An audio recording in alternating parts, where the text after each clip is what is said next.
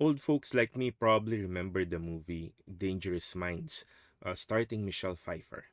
It's based on a true story about a woman who got assigned uh, teaching a class, advising a class that is really the most problematic class in the school. In fact, composed of practically criminals, um, members of gangs carrying guns, uh, very problematic kids. And one of the things that the character of Michelle Pfeiffer did was letting them know that you are not hopeless cases. And the way she did it was telling them that they are starting with 100 with full marks. Instead of them trying to earn their grade, they start with full marks, and uh, it will be up to them whether they will keep that full mark by not doing something that will decrease it. And at the end of the movie, the students were saying, "Who else would do that? Uh, Only you, because you cared for us." And it's not easy to get 100 according to the students.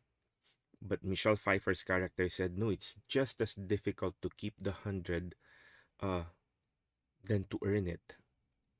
Well, there is some truth to that, but there is also some truth to what the students say. Because when you start with 100, you start with motivation. You start with the knowledge that it is possible because you're already there. You already have the 100.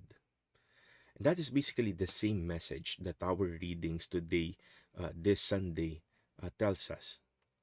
St. Paul tells us in the second reading that even before uh, we, we, we became good, uh, Jesus already loved us. And in the gospel, Jesus tells us that he saw that the people, us, that includes us, uh, were, were lost, were helpless, and needing someone to take care of them. And that is why he asked the apostles to come and minister to them. We start, brothers and sisters, with Jesus' mercy. We start with grace in us. We start with Jesus' love. But because we also have free will, just as the students could lose their 100 grade, their full marks, we can also lose what Jesus gives us because we can choose to reject him. In the first reading, that was the problem with the Israelites. God told them, "You have seen how much I care for you. You have seen what those who turn their backs away from me uh, uh, encounter. So choose me, please, so that I can take care of you." But alas, mankind is very, uh, you know, what's the word? Difficult. Mankind continuously chooses to disobey God, to turn away from Him. But you and I, we always have a fresh start after confession. But are we going to keep that gift that Jesus gives us?